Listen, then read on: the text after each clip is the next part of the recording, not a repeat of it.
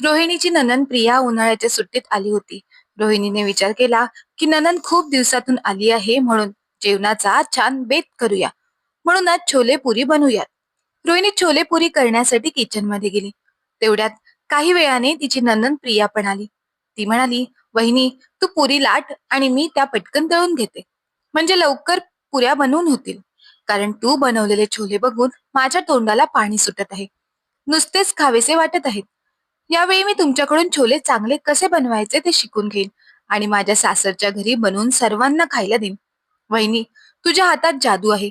तू जे काही बनवतेस ते बोटे चाटून खावेसे वाटते. मला वाटतं की मी एकटीच अशी आहे की जिला चांगला स्वयंपाक कधी येईल काय माहित." सासरी प्रियाला सासू सासऱ्यांच्या जेवणासाठी सारखे टोमणे ऐकावे लागत असायचे. आता ननंद भावजाईच्या गप्पा चांगल्याच रंगल्या होत्या. प्रिया पुरी कढईत टाकत असतानाच कढईतील गरम तेल तिच्या हातावर उडाले आणि तिचा हात भाजला आणि ती जोर जोरात ओरडू लागली. प्रियाचा आरडाओरडा ऐकून रोहिणीच्या सासूबाई आतमध्ये आल्या आणि त्यांनी बघितले की प्रियाचा हात भाजला आहे. मग काय, रोहिणीच्या सासूने रोहिणीलाच बडबड करायला सुरुवात केली. "सुनबाई, तुला जेवण बनवायचे नव्हते तर तू मला सांगायचे ना. माझ्या मुलीला किचन मध्ये काम करायला लावायला तुला लाज कशी नाही वाटली?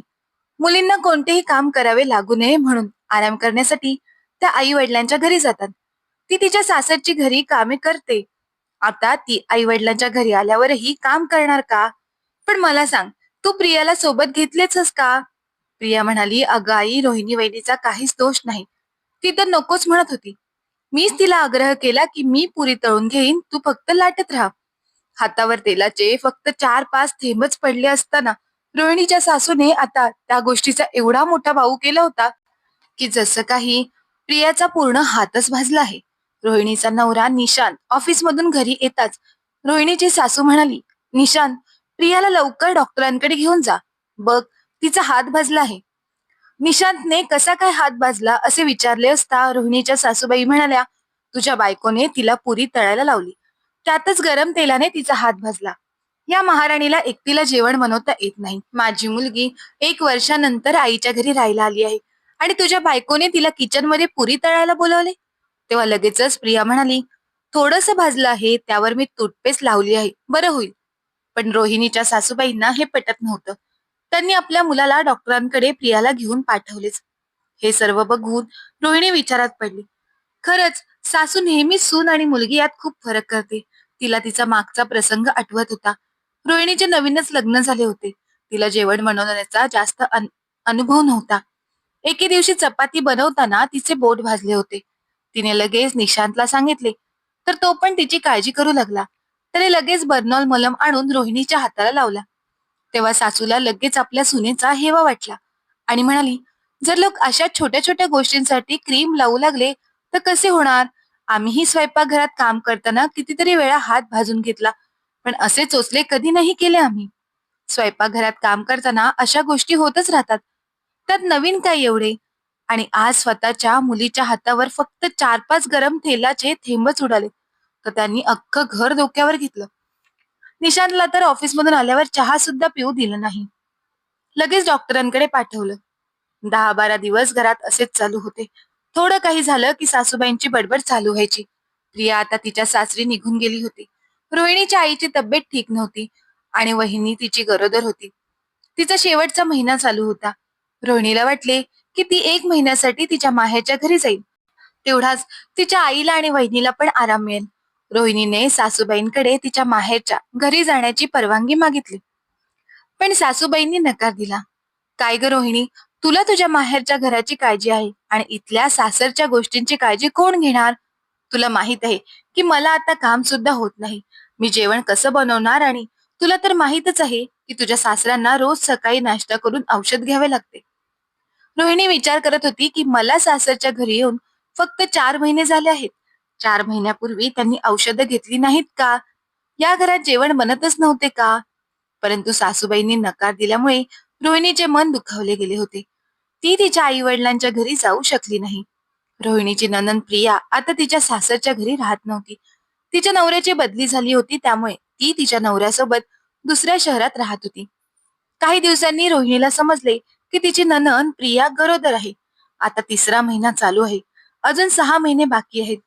पण जेव्हा रोहिणीच्या सासूबाईंना ही गोष्ट कळली आणि त्यांची मुलगी तिथे एकटी आहे, तिला मदत करायला कोणीच नाही, तेव्हा त्या आपल्या सुनेला म्हणाल्या, "सुनबाई, तुला तर आधीच माहित आहे ना की प्रिया 3 महिन्यांची गरोदर आहे. मी विचार करत होते की तू तिथे गेली असतीस तर तिला तेवढीच कामात मदत होईल आणि एकटे वाटणार नाही." हे ऐकून रोहिणी विचार करू लागली की जेव्हा मला माझ्या वहिनीकडे जायचे होते, तेव्हा सासूबाई म्हणत होत्या की स्वयंपाक कोण बनवणार, सासरे औषध कसे घेणार. पण आता जेव्हा स्वतःच्या मुलीचा प्रश्न येतो, तेव्हा सर्व काही होईल. तिने असंही म्हटलं की आई, मी प्रियाताईंकडे गेले तर इथे स्वयंपाक कोण बनवणार आणि बाबांनाही सकाळचा नाश्ता आणि औषधं द्यावी लागतात.